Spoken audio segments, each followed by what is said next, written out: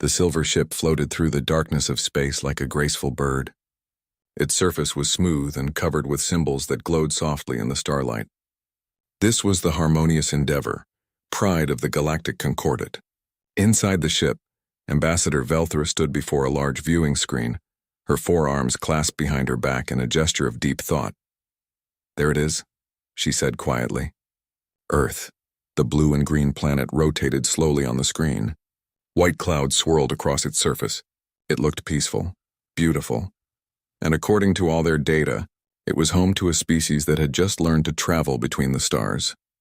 Velthra's assistant, a young Zenthari named Court, approached with a data tablet. "Ambassador, the final scans are complete. The humans have established 7 colonies in their solar system. Their technology is basic but functional.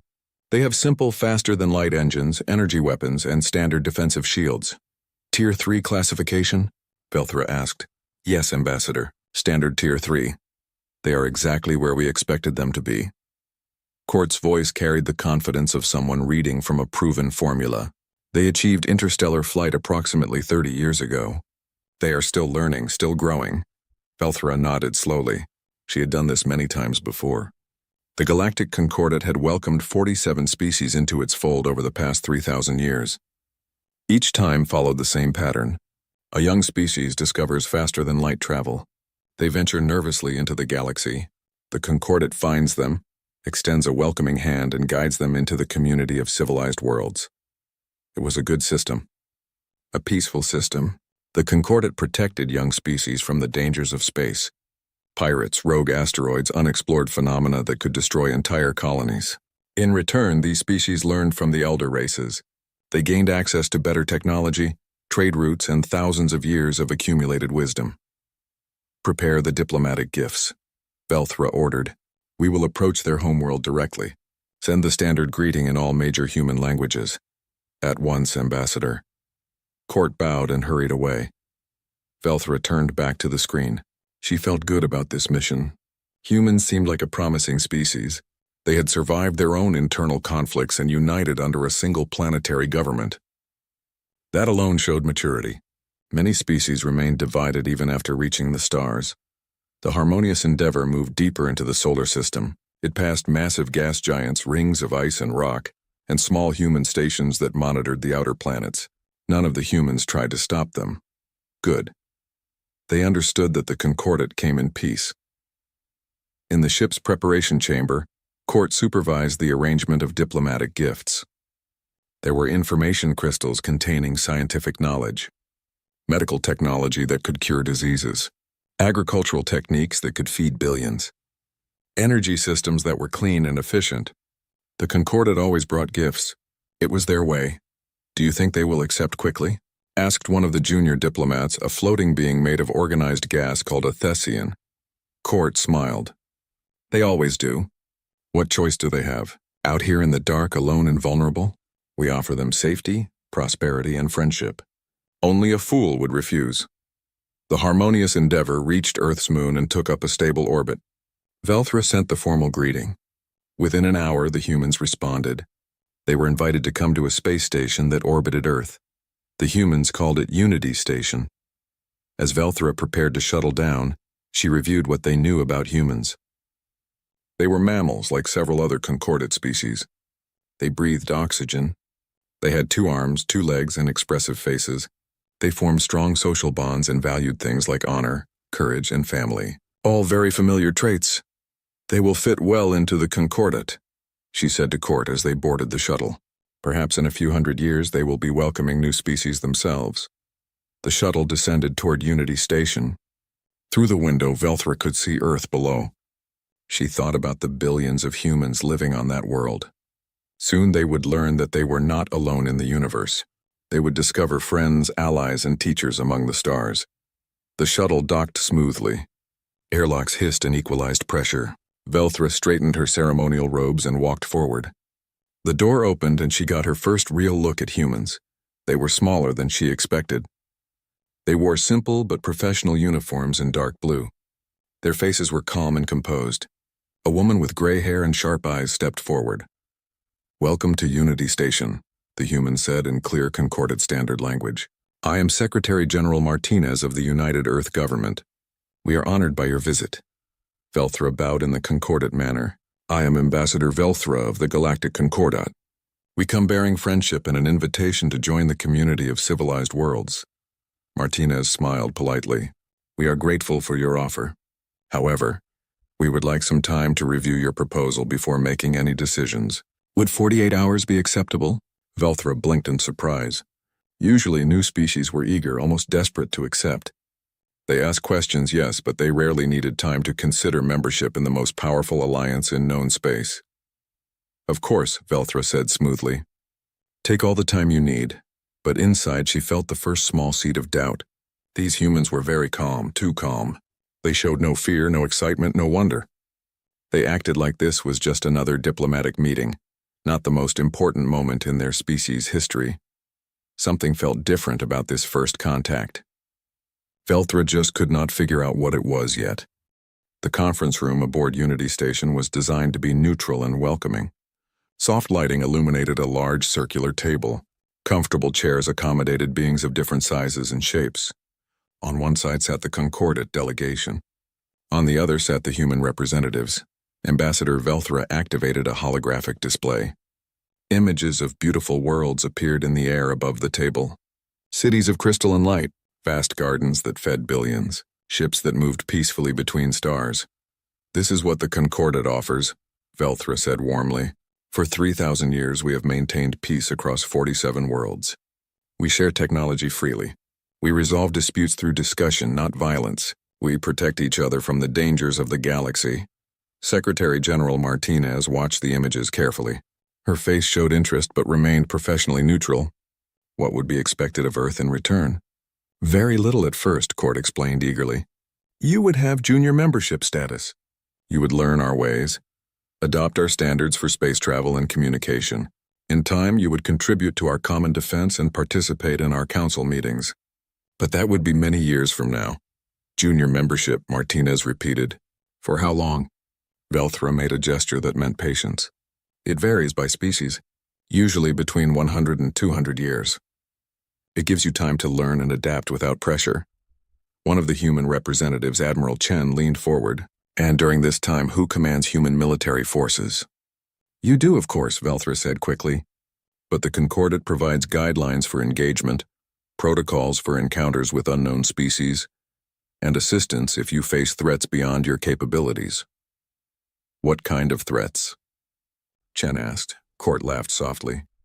You need not worry, Admiral. The Concordat has kept the peace for millennia. Pirates are rare and easily dealt with. Dangerous spatial phenomena are well mapped.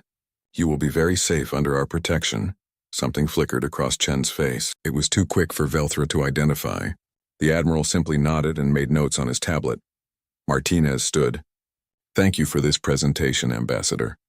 As I said, we need time to discuss this among ourselves. Would you be comfortable returning to your ship while we deliberate? Of course, Velthra said, though she felt puzzled again.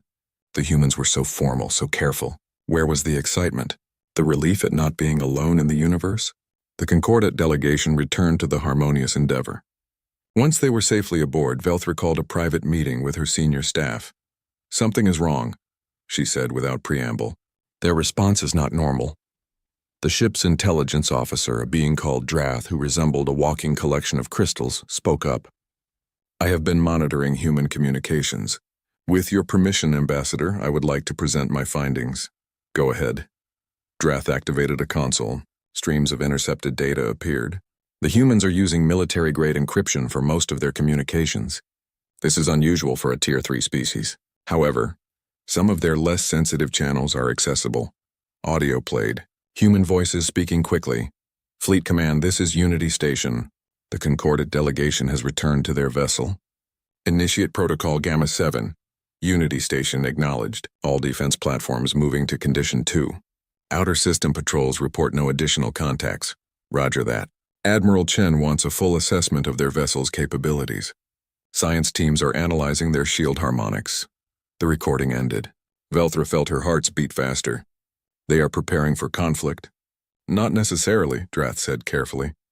But they are certainly more alert than we anticipated. There is more. Another recording played. Sir, when should we inform the Concordat about the Titan class? Not yet. Let them make their formal offer first. Admiral wants to see what they really think of us before we show our cards. Understood. The indomitable will should reach the outer system in 30 hours. Velthra's skin changed color slightly, a sign of confusion among her species. What is a Titan class? Unknown, Drath admitted. The term appears frequently in military communications, but always with high-level encryption around the details. Whatever it is, it appears to be significant. Court spoke up nervously. Perhaps it is just their name for a battleship? Tier 3 species often have warships. Usually they are small, poorly armed compared to our standards, but they take pride in them. Perhaps, Velthra said slowly. But doubt gnawed at her. The pieces did not fit together properly. The humans had better encryption than expected. Their defensive positions were more sophisticated than the initial scans suggested. And now there was something called a Titan class arriving. Could our classification be wrong? Asked the Thessian diplomat. Could they be Tier 2 instead of Tier 3? Drath's crystals flickered as he thought. Our classification system has been accurate for 3,000 years. Based on their technology, their expansion rate, and their energy signatures, they are clearly Tier 3. They must be. But Velthra was not so sure anymore. She had lived for 400 years. She had seen many species join the Concordat. She had learned to trust her instincts. And her instincts were screaming that something was very different about humanity. Continue monitoring, she ordered, but do not interfere with their communications. We will wait for their answer and hope our concerns are unfounded. The next 30 hours passed slowly. The harmonious Endeavor orbited Earth peacefully, but the crew was tense. Velthra spent the time reviewing every bit of data they had on humanity. She read their history, their literature, their philosophy. What she found made her increasingly uneasy. Humans fought. They fought each other. They fought nature, they fought disease and death itself with a stubbornness that bordered on insanity. Every page of their history was written in struggle. They never gave up. They never accepted defeat. Even when facing impossible odds, they found ways to survive. These were not the usual characteristics of a Tier 3 species. Most young species were naive, hopeful, and peaceful. They had not yet learned the harsh realities of the galaxy.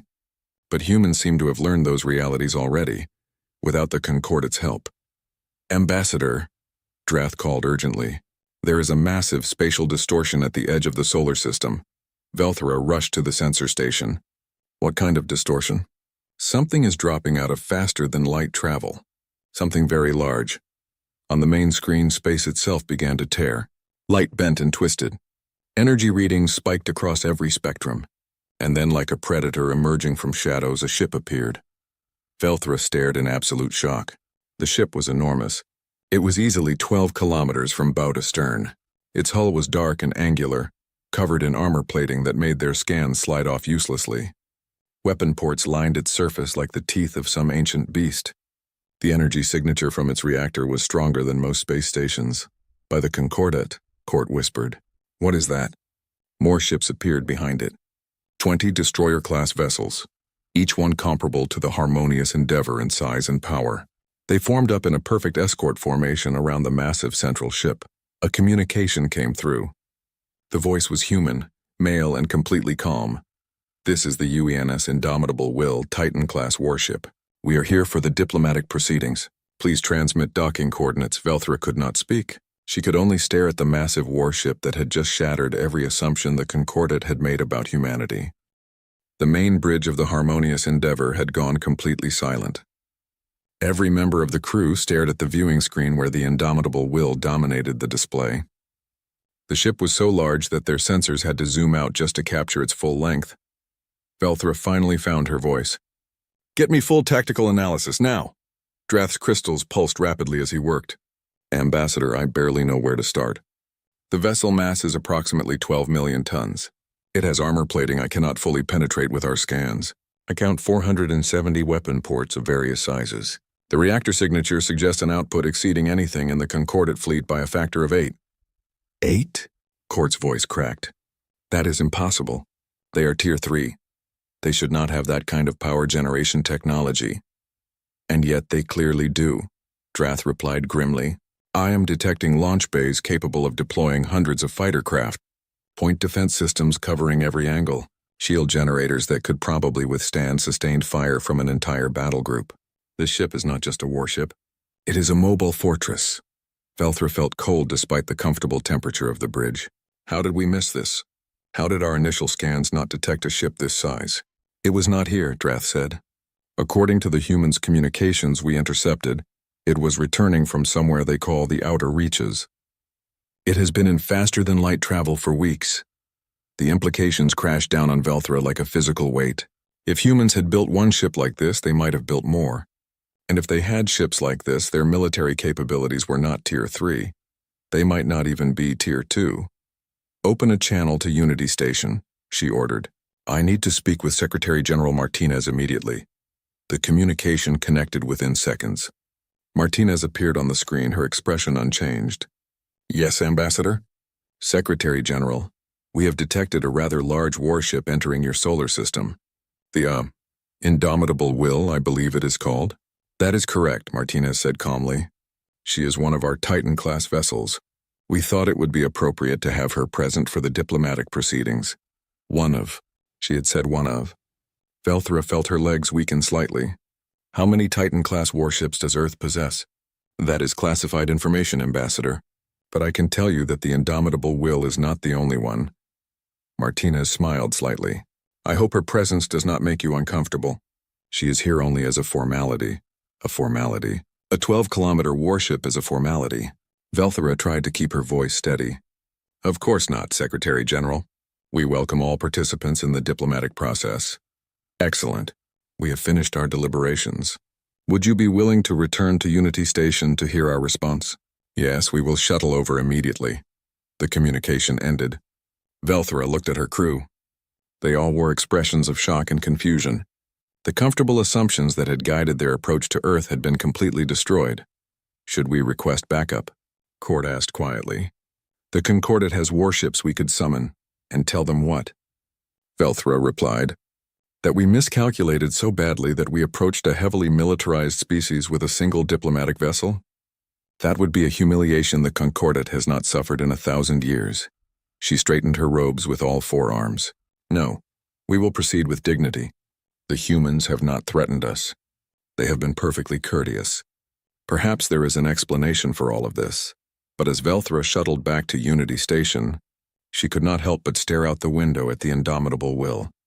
The ship hung in space like a dark moon, its surface bristling with weapons. Small fighter craft moved around it in precise formations. Occasionally, bright flashes along its hull suggested weapons tests or system checks. It was beautiful in a terrible way. A monument to military engineering. And it spoke of a philosophy very different from the Concordat's peaceful approach to the galaxy. The shuttle docked. Velthra and her delegation walked through Unity Station's corridors. This time she noticed things she had missed before. The walls were reinforced. The corridor intersections had automated defense turrets, currently retracted but clearly present. Every human they passed wore a uniform and moved with purpose. This was not a diplomatic station. It was a military outpost that also handled diplomacy. They entered the conference room. The human delegation was already there. Admiral Chen sat next to Martinez now, his uniform decorated with medals and insignia. Several other officers flanked them, their faces serious. Ambassador Velthra, Martinez began, we have considered the Concordat's generous offer of membership. And, Velthra asked, keeping her voice neutral, we must respectfully decline junior membership status. The words hung in the air. In 3,000 years, no species had declined Concordat membership. It simply did not happen. I see, Velthra said carefully. May I ask why? Martinez glanced at Admiral Chen, who nodded. The Secretary General folded her hands on the table. Ambassador, your offer assumes that Earth is a young, inexperienced species in need of guidance and protection. That assumption is understandable based on your initial scans of our civilization. However, it is not accurate. The Titan-class warship suggests as much, Velthra admitted. The Titan-class vessels are part of a larger military doctrine. Chen spoke up. We call it the Never Again Doctrine. It was created 80 years ago in response to an existential threat to our species. What kind of threat? Drath asked from behind Velthra. Chen's face hardened. Have you ever encountered a self-replicating machine intelligence designed for war? The room went cold. Velthra felt her blood freeze in her veins. You mean the Reapers? Every member of the Concordat delegation knew about the Reapers. They were the nightmare whispered about in the oldest records. Ancient machines that consumed entire civilizations. The Concordat had found their remnants on dead worlds at the edge of explored space, but those machines had been inactive for thousands of years. They were history, not a current threat. You call them Reapers, Martinez said quietly. We call them the Crisis. 80 years ago, a dormant Reaper facility woke up in a system we were exploring. Within weeks, the machines had built a fleet. They attacked our colonies. They attacked Earth itself. How did you survive? Velthra whispered. Barely, Chen replied. We threw everything we had at them. Billions died. Earth's surface was scarred by orbital bombardment. But we learned. We adapted. We built weapons that could hurt them. And eventually, after 5 years of total war, we destroyed the Reaper fleet. Martinez continued. The Titan-class warships were built in the aftermath. We looked at what nearly killed us and decided that we would never be that vulnerable again. Each Titan can engage a Reaper fleet independently. Each one carries enough firepower to sterilize a planet if necessary. But we hope it never comes to that, Chen added. Because we learned something else during the crisis. We learned that the universe is not kind. It is not safe. And survival is not guaranteed to anyone, no matter how advanced they think they are. Velthra understood now. The humans were not naive Tier 3 newcomers. They were survivors of a crucible that would have destroyed most species. They had faced annihilation and emerged stronger, harder, and far more dangerous than anyone had guessed. You said you declined junior membership? Velthra said slowly. Does that mean you are open to other arrangements? Martinez smiled. Ambassador, we would very much like to join the Galactic Concordat, but as equals, not students. We have much to learn from you, and we suspect we have much to teach as well. The conference room had been transformed. Gone were the simple displays and polite presentations. Now the walls showed tactical maps, combat footage, and data streams that told the story of humanity's darkest chapter. Ambassador Velthra sat with her delegation, watching as Admiral Chen walked them through the history of the Reaper crisis. The footage was horrifying. Massive machine ships tearing through human defenses, cities burning under precision strikes, fleets of human vessels being systematically destroyed by weapons that adapted to every tactic thrown at them. This was the Second Battle of Mars, Chen narrated as the images played. 6 months into the war, we had just lost Earth's defensive fleet. The Reapers were preparing to attack Earth itself. We had 3 days to evacuate as many people as possible. A massive space station exploded on the screen. Velthra flinched despite herself. Court made a small sound of distress. How many died in that battle? Drath asked quietly. 43,000 naval personnel, Chen replied, plus another 60,000 civilians on the station, who could not evacuate in time. Martinez took over the presentation. The crisis taught us several critical lessons. First, we learned that the galaxy contains threats that do not negotiate, do not show mercy, and cannot be reasoned with. The Reapers had one function: destroy organic life and convert the resources into more Reapers. Second, she continued, we learned that we were alone. We sent distress signals in every direction, broadcasting on every frequency we could generate. We hoped someone out there would hear us, would help us, but no one came. The words struck Velthra like a physical blow. The Concordat prided itself on being protectors, but 80 years ago humanity had been screaming for help, and the Concordat had not even known they existed. We do not blame you, Martinez said, reading Velthra's expression. The Reaper facility was in an uncharted system, at the edge of what you call the outer reaches. You could not have known, but the experience shaped us. We learned that if we were going to survive, we had to rely on ourselves. The display changed to show technical schematics. Chen highlighted key elements. We analyzed every piece of Reaper technology we could recover. We learned how their shields worked, how their weapons functioned, how their ships were built. Then we designed countermeasures. The Titan class was the result, Martinez added. Each ship is essentially a mobile weapons platform designed to fight Reapers. Heavy armor to withstand their particle beams. Redundant systems so battle damage cannot cripple the ship. Massive reactors to power shields strong enough to absorb sustained fire. And weapons designed specifically to penetrate Reaper defenses. Velthra studied the schematics. Every detail spoke of brutal pragmatism. These ships were not built for exploration or prestige. They were built for war, for survival, for never being helpless again. "How many Titan-class vessels do you have?" she asked. Martinez and Chen exchanged a glance. Chen nodded slightly. Martinez turned back to the Concordat delegation. 5. The Indomitable Will, the Eternal Vigil, the Thunder's Answer, the Last Light, and the Prometheus Rising. Each one is stationed in a different sector of human space. Each one commands a battle group of support vessels. 5, Court whispered. 5 ships that could each challenge our entire defense fleet. "We do not want to challenge anyone," Chen said firmly. "These ships exist to defend humanity. Nothing more. We have no territorial ambitions beyond our current colonies. We do not seek to conquer or dominate, but we will never again be in a position where we cannot protect ourselves." Velthra understood. She was beginning to see the full picture now. "What happened to the Reapers? Did you destroy them all?" "We destroyed all the active units," Chen replied. "But the Reaper facility itself was only partially destroyed. Our scientists believe more facilities exist in deep space, dormant and waiting. If they wake up again, they will be humanity's problem to deal with. And possibly yours, ours."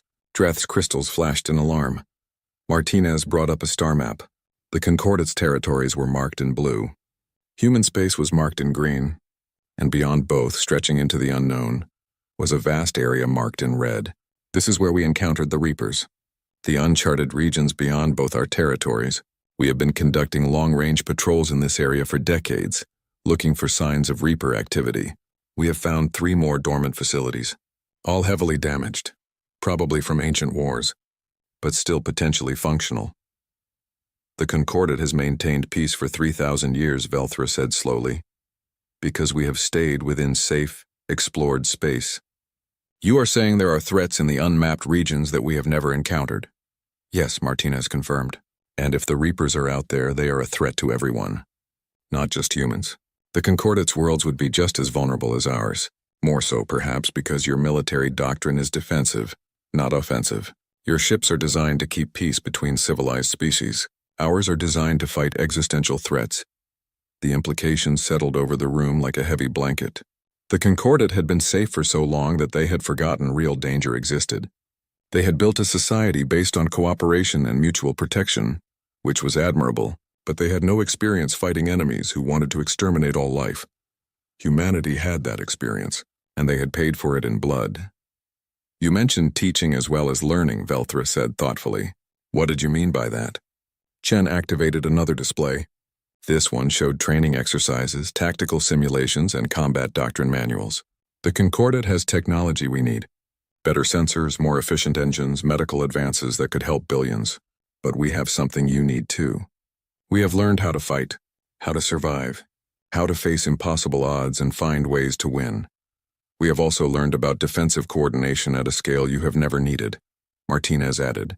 "During the crisis, we had to link every defensive platform, every warship, every ground installation into a single coordinated network. We had to make split-second decisions across entire star systems.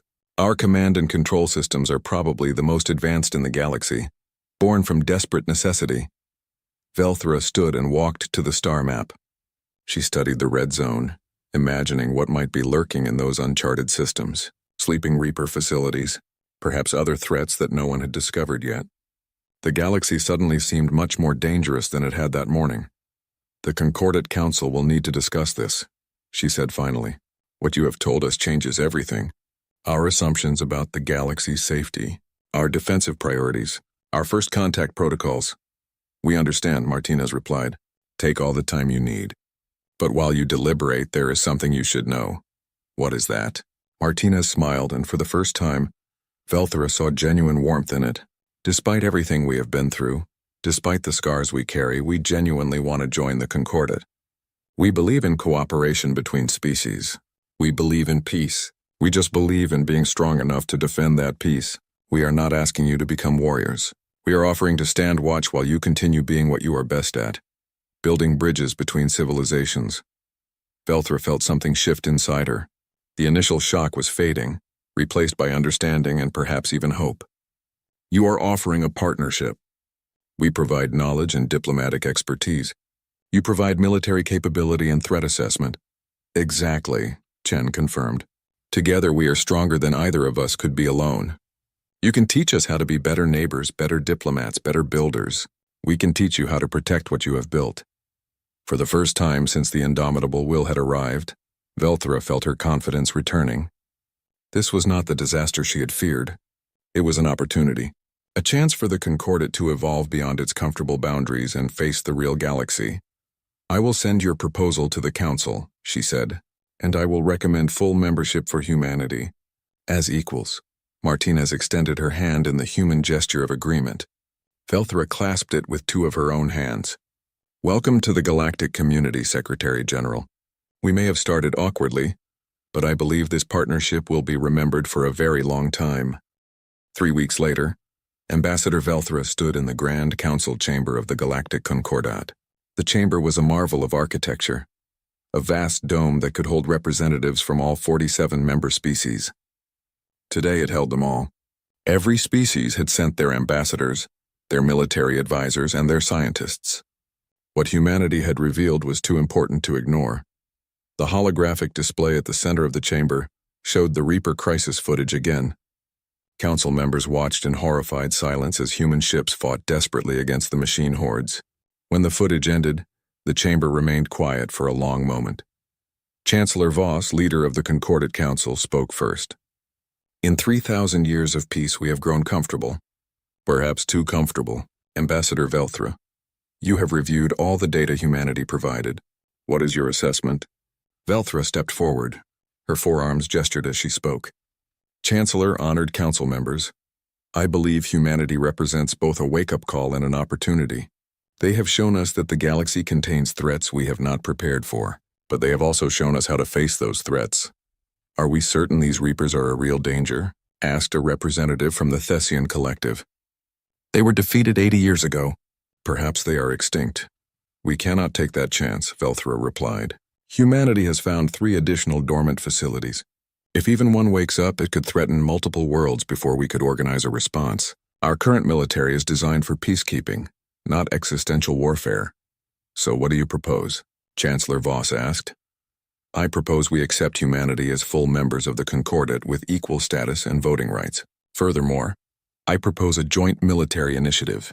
Humanity will share their combat experience and defensive technologies. We will share our scientific advances and diplomatic networks. Together we create a new defense strategy that can protect all our worlds. The chamber erupted in discussion. Some representatives were enthusiastic. Others were concerned.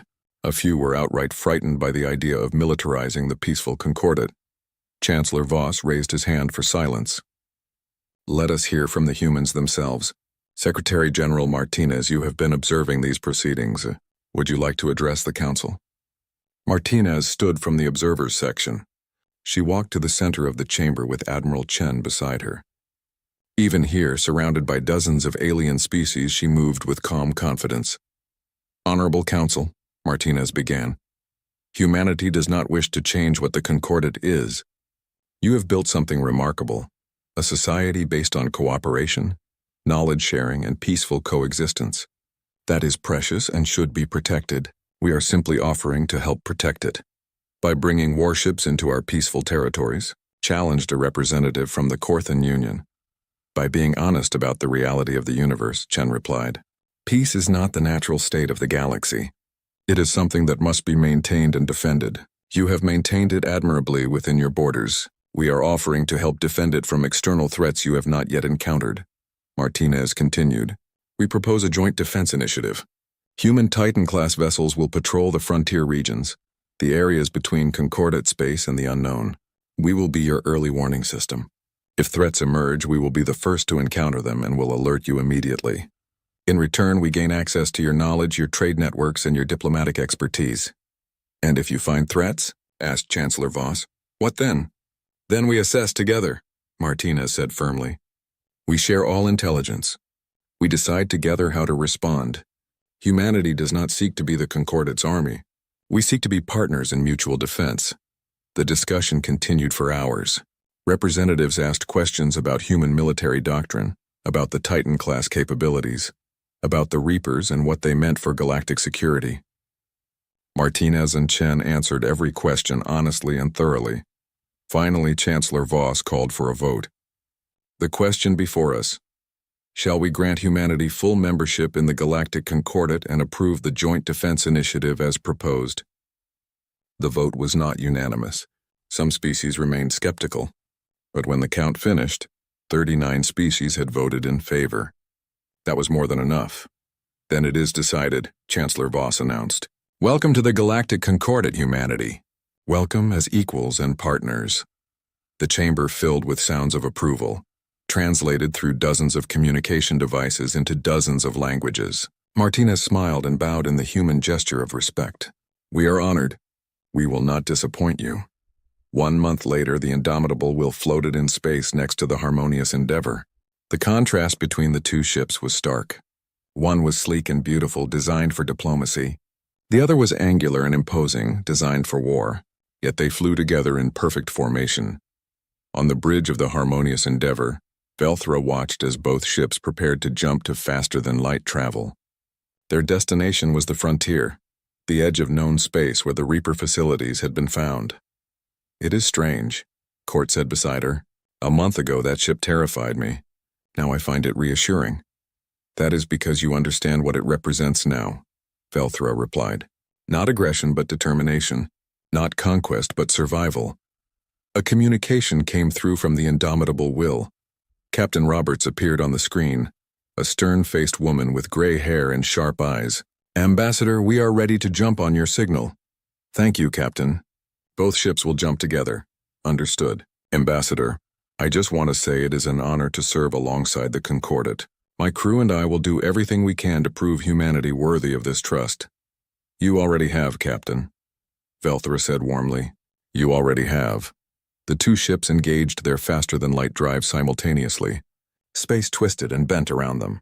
In a flash of light, they vanished, heading toward the unknown together. Behind them, at Unity Station, work had already begun on the joint initiatives. Concordat scientists studied human defensive systems. Human engineers learned about Concordat sensor technology.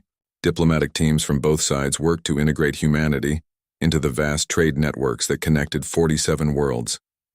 In the Concordat's military academies, new courses were being developed. Combat theory, threat assessment, emergency response protocols. For the first time in 3,000 years, the Concordat was preparing for the possibility of real war, but it was not done out of fear. It was done out of wisdom. The galaxy was vast and full of wonders, but it also held dangers.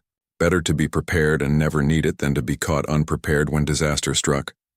On Earth, children looked up at the stars with new excitement. They were not alone anymore. Humanity had friends now, allies, partners in exploring the cosmos. The Concordat had opened its doors and its heart to them. And far beyond the edge of known space, in the dark places between stars, dormant machines slept in ancient facilities. They had slept for thousands of years. They might sleep for thousands more, or they might wake tomorrow. But if they did wake, they would not find helpless prey.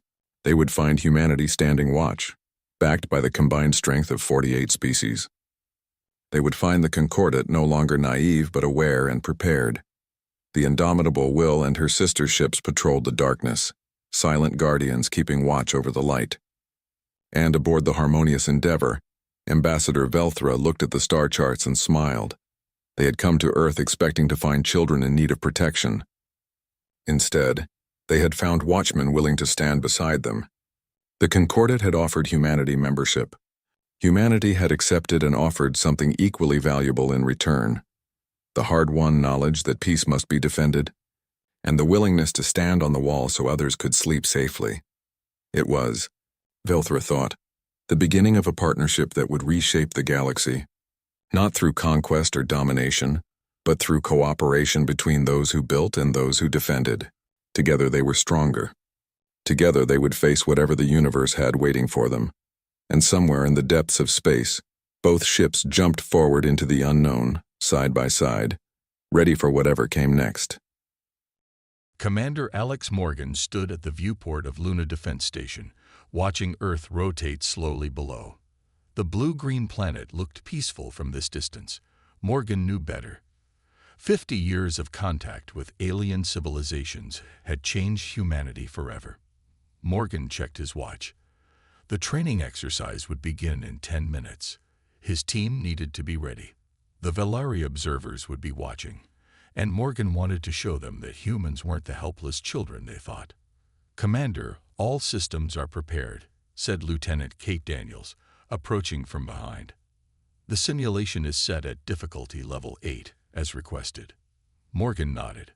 "The Velari think we can't handle anything above 6. Let's prove them wrong." Daniels smiled. "Yes, sir." On the other side of the lunar base, Dr. Olivia Wright stared at her computer screen with growing confusion. The genetic samples didn't make sense. She had been studying human DNA for 20 years, but she had never seen anything like this. "Nathan, come look at this," she called to her research partner. Dr. Nathan Ellis moved to her workstation. "What am I looking at?" "These sequences here." Wright pointed to a section highlighted on her screen.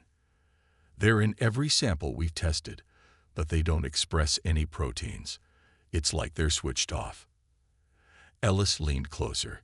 "Could it be junk DNA?" Wright shook her head. "Junk DNA isn't this organized.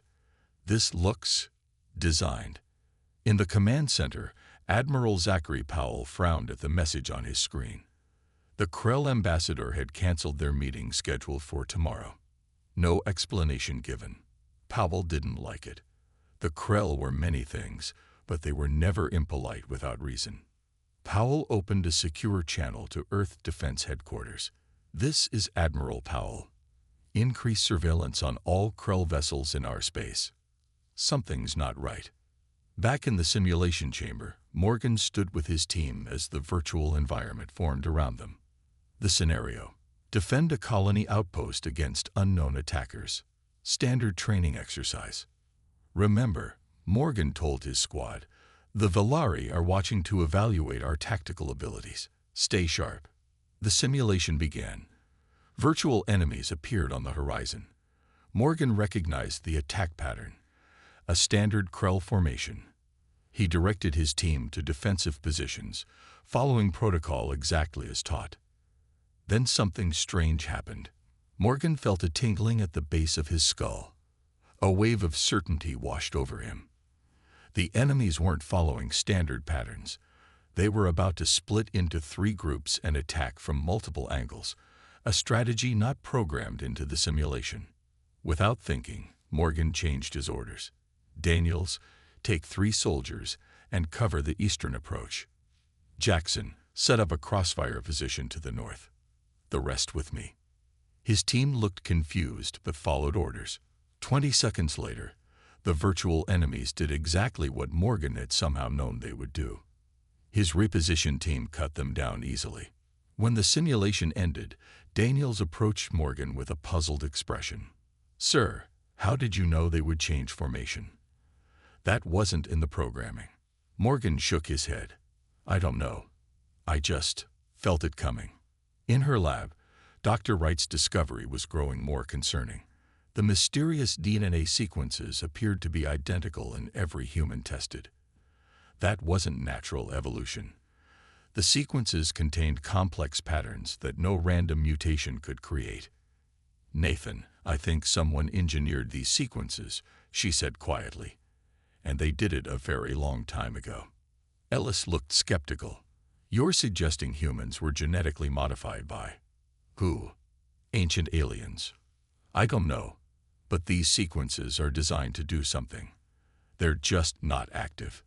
In his office, Admiral Powell received another troubling report. Krell ships were repositioning near Earth's colony worlds, not in attack formation, but not in their usual patrol patterns either. Powell made a decision. He pressed the alert button on his console, sending all Earth Defense Force installations to increased readiness. In the locker room, Morgan splashed water on his face, trying to understand what had happened in the simulation. How had he known what was coming? It wasn't a guess. It was certainty, like remembering something he'd always known but had forgotten. Something was changing inside him, inside all of them. And somehow, Morgan knew the aliens could sense it too. 3 days after the simulation, Morgan sat in the medical bay while Dr. Wright examined him. His strange abilities had not gone away. Instead, they were getting stronger. Yesterday, I knew Lieutenant Daniels was going to drop her coffee before she did, Morgan explained. I caught it midair. My hand moved before my brain even processed what was happening. Dr. Wright nodded as she studied the brain scan results. Your neural activity is off the charts, especially in areas linked to quick decision-making and spatial awareness. Morgan flexed his fingers. It's not just predictions. I went to the shooting range yesterday and scored perfect hits without even trying. I've never been that good. Wright pulled up Morgan's latest blood tests on her screen. The mysterious DNA sequences she had discovered were now showing signs of activity. Commander, something in your DNA is waking up, she said quietly. And you're not the only one. Across the base, Lieutenant Daniels was experiencing her own strange moments.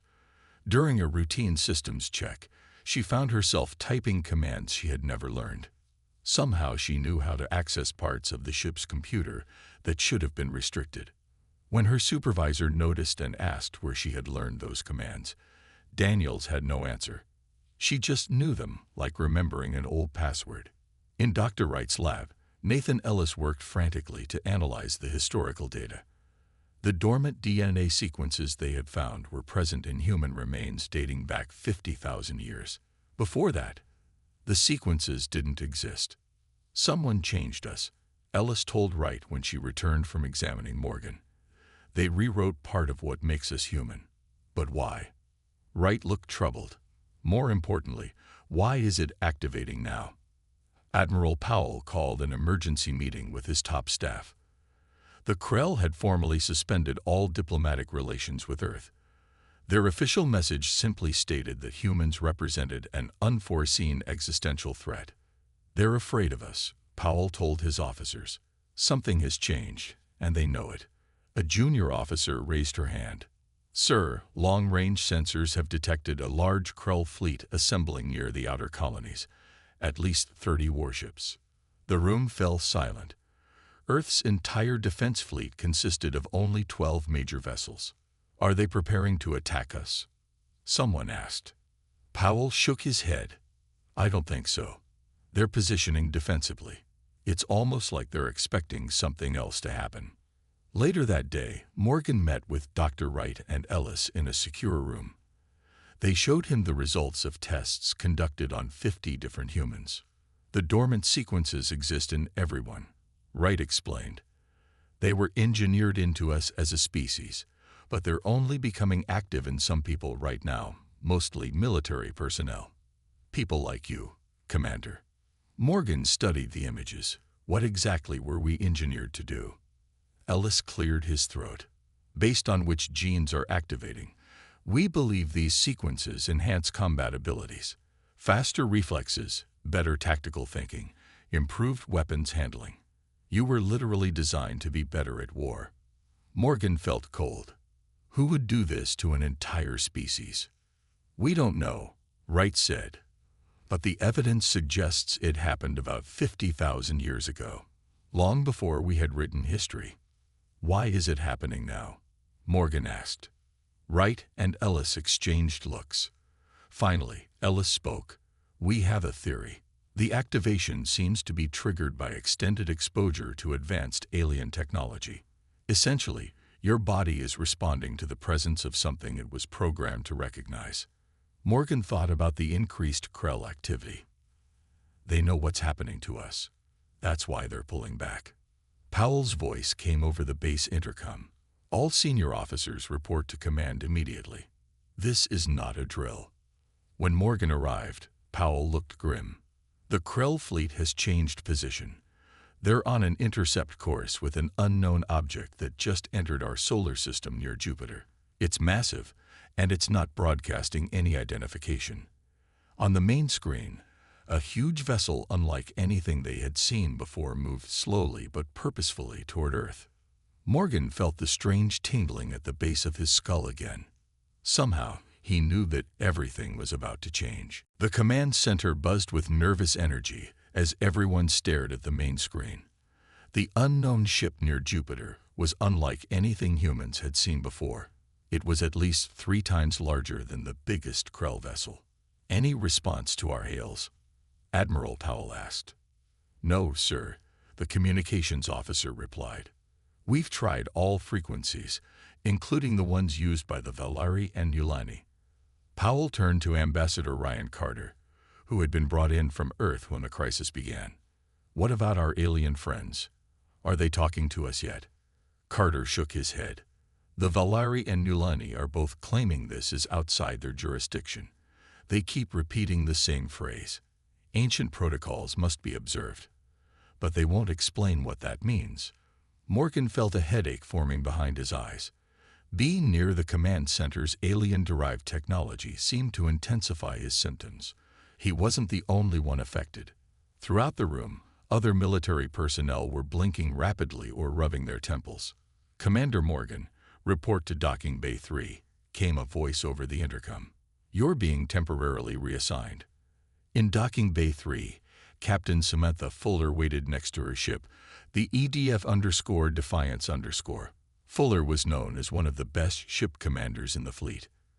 "Commander Morgan, welcome aboard," she said, extending her hand. "Admiral Powell says you have some special insights that might help us on this mission." Morgan shook her hand. "I'm not sure how special they are, Captain." Fuller lowered her voice. "I've been experiencing them too. Knowing things I shouldn't know. Moving faster than I should be able to move.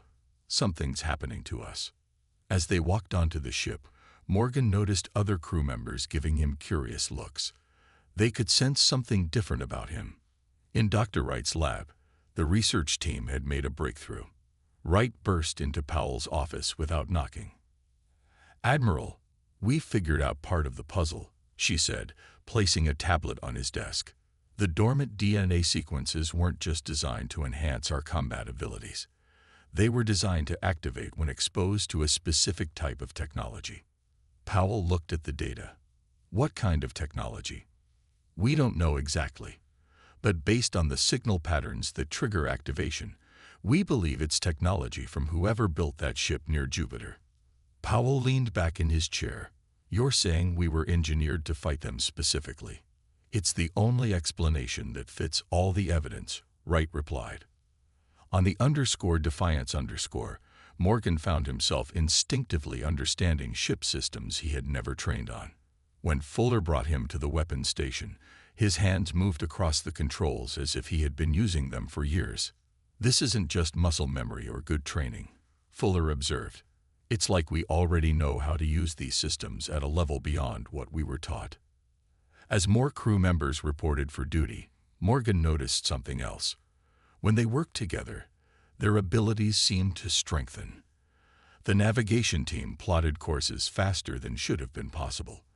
The engineering crew made adjustments with perfect coordination. "We're not just better soldiers individually," Morgan told Fuller. "We're designed to function as units, as a coordinated force." The _Defiance_ joined 6 other Earth ships positioned between Earth and the approaching Krell fleet. They were hopelessly outnumbered, but had their orders to hold position. Suddenly, all communication systems came alive. The unknown ship was broadcasting a signal that made the screens flicker and caused the alien-based technology to malfunction. Earth's own systems remained stable. During this disruption, the Krell fleet broke formation. Their ships seemed to be experiencing power fluctuations. The unknown vessel sent a message. The words on the screen were in no language any human had seen before. Yet Morgan found he could understand parts of it. "I can read this," he said in shock. Fuller looked at the strange symbols. "How? That's not any known language." Morgan shook his head. "I don't know how, but I understand it. It says, 'The harvest begins. All will serve or perish.'" At that moment, the Krell fleet regrouped.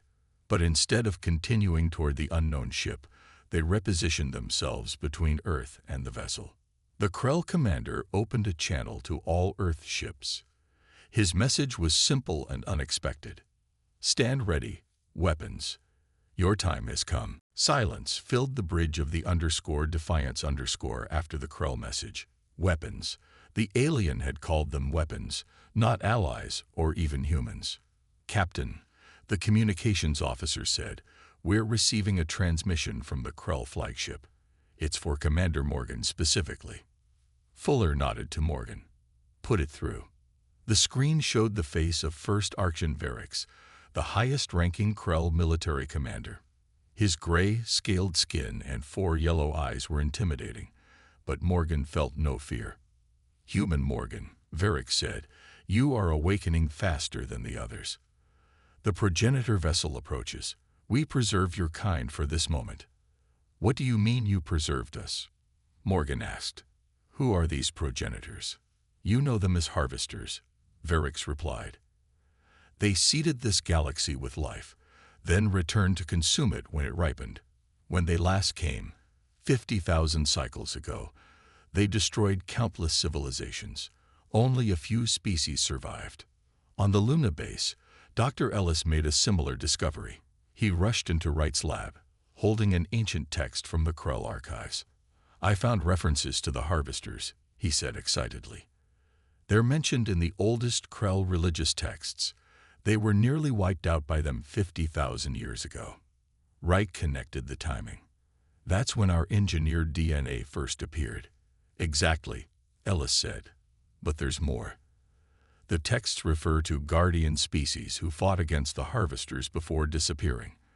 One passage mentions sleeping weapons seated among the stars." Wright's eyes widened. "We're one of those weapons." Back on the _Defiance_, Verix continued. "The surviving species, Krell, Valari, and Yulani, were too weak to fight the harvesters directly. We found evidence that the Guardians created specialized species designed to combat the harvesters if they ever returned.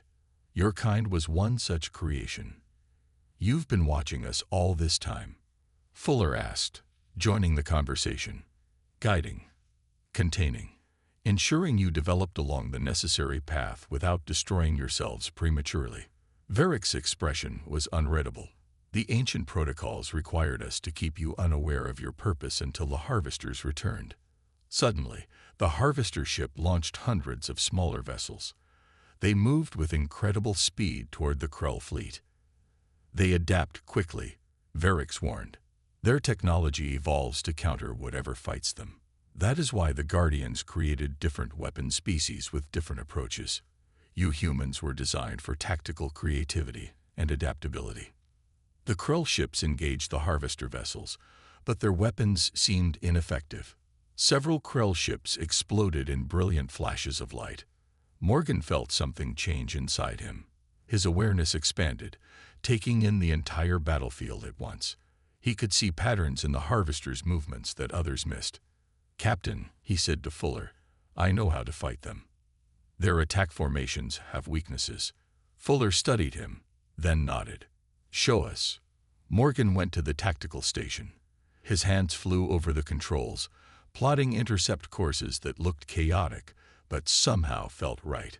"Transmit these tactical patterns to the other Earth ships," Fuller ordered.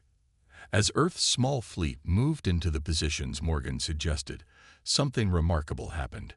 The human ships, though technologically inferior, began scoring hits against the harvester vessels. Their unpredictable patterns confused the enemy. Dr. Wright, watching the battle from Luna base, understood what was happening. "It's working exactly as designed," she told Admiral Powell. "Humans are using tactics the harvesters haven't encountered before. They can't adapt to what they've never seen." On the _Defiance_, Morgan felt connected to every human ship in the fleet. They moved together like parts of a single organism, anticipating each other's actions without communication. A massive harvester vessel broke through the defensive line and headed directly for Earth. It broadcast another message, which Morgan translated. "The weapon species awakens. Initiate primary harvest protocol." Verix opened the channel again. "This is what you were made for, humans. The fate of all life in this galaxy now rests with you." Morgan looked at Fuller. They both knew what they had to do. "All Earth ships," Fuller broadcast, "form up on the _Defiance_. We're going after the main vessel." The 7 Earth ships formed a tight formation behind the _Defiance_.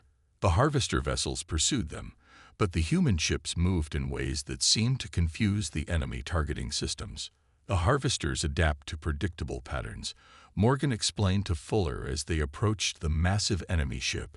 But our brains are designed to create random, creative solutions they can't predict. Fuller nodded. That's why they're having trouble hitting us. They can't calculate what we'll do next because we're not following any standard tactics. The main harvester vessel was enormous, easily 20 times the size of the _Defiance_. Its surface was covered with strange, shifting patterns that seemed to ripple like liquid metal. As they got closer, Morgan received another message from Varix. We will create a diversion. You must find a way inside their command ship. Destroy it from within. How are we supposed to do that? Fuller asked. We don't have enough firepower to break through their hull. Morgan studied the enemy ship. Something about its structure triggered a memory he didn't know he had. There, he pointed to a section near what appeared to be an engine array. That's an access point. They use it to collect materials. How do you know that? Fuller asked. Morgan shook his head. I just do. It's like information was planted in my mind, waiting for this moment. On Luna Base, Dr. Wright made another discovery. The data from the battle showed that the harvester weapons were specifically designed to target Krell shields and defenses. Their technology seemed perfectly adapted to counter the alien ships. They evolved their weapons to specifically counter each species they fight, Wright explained to Admiral Powell. That's why different weapon species would be needed. Humans have different technology, different tactics. The harvesters haven't adapted to us yet. Powell looked grim. But they will, given time. Wright nodded. That's why we need to strike now, while we still have the advantage of surprise. The Krell fleet launched a massive attack on the smaller harvester vessels, drawing their attention away from the Earth ships. The _Defiance_ led the human fleet toward the access point Morgan had identified. All ships, prepare to fire on my mark, Fuller ordered. Target the exact coordinates Commander Morgan provided. The human ships fired simultaneously. Their weapons struck the access point, creating a breach in the harvester vessel's hull. We're going in, Fuller announced. The rest of you, keep that opening clear for our exit. The _Defiance_ entered the massive harvester ship. Inside was a cavernous space filled with strange machinery. The ship's interior seemed to be constantly shifting and changing. It's reorganizing itself, Morgan realized. The entire ship is adaptive. As they ventured deeper, they encountered no crew, only automated systems that tried to repair the damage they caused. Morgan guided them through the maze-like structure toward what he somehow knew was the central control area. There's no one piloting this ship, Fuller said in surprise. It's all automated. The harvesters don't risk themselves, Morgan explained, drawing on knowledge he didn't know he possessed. They send these ships ahead to prepare planets for harvest. The actual harvesters only arrive once resistance is eliminated. They reached a chamber filled with pulsing energy. At its center was a crystalline structure that glowed with an eerie light. That's the control node, Morgan said. Destroy that, and the ship will shut down. Fuller ordered all weapons to target the crystal. The _Defiance's guns fired, but the crystal seemed protected by some kind of energy field. Morgan felt another change within himself. His perception expanded even further. He could somehow see the energy flows within the harvester ship, could understand its systems as if they were extensions of his own body. The shield frequencies change in a pattern, he said. I can predict when there will be a gap. He moved to the weapons console and took control. His hands flew over the controls with inhuman speed. The ship's weapons fired at precisely the right moment, slipping through a momentary weakness in the shield. The crystal shattered. Immediately, the entire harvester vessel began to power down. Emergency systems activated, and the ship started to break apart. All engines full reverse, Fuller ordered. Get us out of here. As the _Defiance_ raced back toward the breach they had created, Morgan received a transmission. It wasn't from the Krell or any known species. The message consisted of a single word in the ancient language. Awakened. The _Defiance_ barely escaped as the harvester vessel collapsed behind them. The explosion lit up space like a new star. The other human ships cheered as the _Defiance_ rejoined them. "We did it," Fuller said, a rare smile on her face. But Morgan shook his head. "That was just one ship. There will be more." The Krell fleet had suffered heavy losses. Nearly half their ships were destroyed or badly damaged. Varix contacted Morgan again. "You have proven your worth, human weapon," the Krell commander said. "But this was only the first wave. Our long-range sensors detect more harvester vessels approaching from deep space." A new signal interrupted their conversation. A fleet of sleek ships appeared near Mars. They were Velari vessels, led by Supreme Sentinel Thala, the highest military commander of the Velari Conclave. "The ancient protocols have been fulfilled," Thala announced. "The weapon species has awakened. We come to assist as the pact requires." Admiral Powell ordered all surviving ships to regroup at Luna Base. A temporary command center was set up in the largest hangar bay. Representatives from all species gathered to plan their defense. High Seer Jorel of the Nulani arrived last. The Nulani were a graceful, ethereal species known for their spiritual beliefs and ancient knowledge. Jorel carried with him a set of crystalline tablets. "These records were entrusted to my people by the Guardians themselves," Jorel explained. "They contain the true history of humanity's creation." Morgan, Fuller, Dr. Wright, and Admiral Powell gathered with the alien leaders around a large table. Jorel placed the tablets at the center. They glowed with soft blue light, and holographic images appeared above them. The images showed a coalition of advanced species called the Guardians. They fought a terrible war against the Harvesters and eventually reached a stalemate. The Guardians knew they could not defeat the Harvesters completely, Jorel narrated, but they could force them to retreat. They also knew the Harvesters would return someday to finish what they started. The hologram showed the Guardians visiting a primitive Earth. They took early humans and began modifying them. "Your species was one of many weapon species they created," Jorel continued, "each designed to counter specific Harvester adaptations. Humans were engineered for tactical creativity, aggression, and adaptability, traits that make you dangerous allies but perfect weapons against the logic-driven Harvesters. So we were made just to fight someone else's war?" Fuller asked angrily. Jorel's large eyes blinked slowly. "You were made to survive. The Guardians knew they would not last. They created you to have a chance against an enemy that had destroyed hundreds of advanced civilizations." Varix spoke next. "The Krell, Velari, and Nulani were assigned as caretakers. We were to monitor your development, ensure you did not destroy yourselves prematurely, and prepare you for your purpose when the time came." "By keeping us in the dark," Powell demanded. "By letting you develop naturally, with only minimal guidance," Fella corrected. "Your genetic limiters were designed to prevent full awakening until needed. If you had known your true nature too soon, you might have become conquerors yourselves." Dr. Wright studied the data from the tablets. "These genetic markers match exactly what we've been studying. The Guardians built in multiple stages of awakening, triggered by exposure to advanced technology." Morgan looked at the holographic image of early humans being modified. "So everything we are, our creativity, our drive to explore, our ability to adapt, all of it was engineered into us." "Not all," Jorel said gently. "The Guardians chose your species because you already possessed the foundation of these traits. They merely enhanced what was already there and added the ability to rapidly evolve when needed." New alarms sounded. The long-range sensors showed more Harvester ships entering the solar system, at least 20 of them, each as large as the one they had destroyed. Morgan stood up. "It doesn't matter why we were made. What matters is what we choose to do now."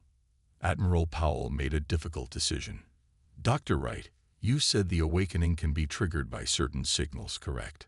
Wright nodded. "Yes, similar to what the Harvester ship broadcast." Can we replicate that signal? Speed up the awakening in all humans? Wright looked concerned. We could, but there's no way to know if humans would maintain control of themselves. The full awakening was designed for combat situations. Powell's face was grim. We're in a combat situation now. The fate of our species, of all species, is at stake. Prepare the signal for broadcast to all human settlements. Dr. Wright and her team worked quickly to replicate the harvester signal. They'd modified it to target only the dormant sequences in human DNA. Within an hour, they were ready. Once we broadcast this, there's no going back, Wright warned Admiral Powell. Every human in range will experience the full awakening. Powell looked at the reports of approaching harvester ships. We have no choice. Do it. Wright activated the signal. It spread outward from Luna Base, carried by Earth's communication network, to every human settlement in the solar system. On the _Defiance_, Morgan was the first to feel the change. It was more intense than anything he had experienced before. His mind expanded beyond normal human limits. He could sense every system on the ship, could feel the thoughts and intentions of the crew around him. Fuller gasped as the signal reached her. I can feel everyone, she whispered. We're connected somehow. Throughout the solar system, humans reported similar experiences. The awakening was not just physical and mental, but almost spiritual. People could sense each other across vast distances. Soldiers and civilians alike found themselves accessing abilities they never knew they had. Dr. Wright monitored the transformation with amazement. It's not just making them stronger or faster, she told Ellis. The final stage of awakening includes a kind of shared consciousness in combat situations. They're becoming a networked intelligence. In orbit around Earth, the crews of human ships began to operate with impossible efficiency. They moved as one mind spread across multiple vessels. Their tactics became even more unpredictable, flowing like water to adapt to each new harvester approach. Morgan discovered another ability. Humans could now intuitively understand and operate any technology, even alien systems they had never seen before. When he touched a Valari weapons console brought aboard for testing, he immediately grasped its function and could use it better than its designers. This was the ultimate weapon against the harvesters, Morgan realized. We can adopt and repurpose their own technology against them. Admiral Powell called an emergency meeting with the alien commanders. We need to integrate human operators throughout your fleets, he proposed. Put them on your weapons systems, your navigation, your tactical stations. Verix and Thella exchanged looks. You're asking us to give humans control of our most advanced weapons? Verix asked skeptically. I'm asking you to use the weapon species as it was designed to be used, Powell replied. Humans on your ships will make them more effective against the harvesters. After a tense discussion, the alien commanders agreed. Human operators were shuttled to key positions throughout the combined fleet. The effect was immediate and dramatic. Alien ships began moving with the same unpredictable grace as human vessels. Their weapons fire became more accurate, their defensive maneuvers more effective. As the harvester fleet approached Mars, the combined defense force moved to intercept.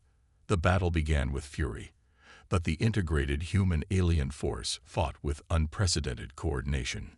Morgan found himself aboard the Krell flagship with Verix, helping coordinate the entire battle. His mind could somehow track hundreds of ships at once, seeing patterns in the chaos. He noticed something strange about the harvester fleet. The ships aren't just similar, they're connected, he told Verix. See how they move in perfect synchronization. There's a hierarchy. Morgan focused his enhanced perception on the harvester vessels. He could sense energy flowing between them, data being shared. One ship at the center seemed to direct the others. That's their command vessel, he realized. Destroy that, and the others will be disoriented. The knowledge felt like a memory implanted long ago, waiting for this moment. Morgan sent the insight through the human network, and every awakened human instantly understood the plan. The combined fleet shifted strategy, focusing fire on the defensive screen around the central harvester ship. Human operators aboard alien vessels coordinated their attacks with perfect timing. For the first time since the battle began, Varric showed something like respect. "The Guardians chose well when they made your kind," the Krell commander said. "You truly are the perfect weapon." Morgan didn't respond. He was too busy directing the battle that would determine the fate of all species in the solar system. The battle for the solar system reached its peak as the combined fleet focused all firepower on the central Harvester command ship. The Harvester vessels fought back with terrifying efficiency, but their previously perfect coordination began to show small flaws. "Their adaptation is slowing," Morgan observed from the Krell flagship's command center. "They can't predict what we'll do next because we're not following logical patterns." Varric nodded. "The Harvesters rely on calculating probable responses. Your kind thinks in ways their systems cannot predict." The human network expanded further. Thousands of minds worked as one, sharing insights and adapting tactics faster than any individual could.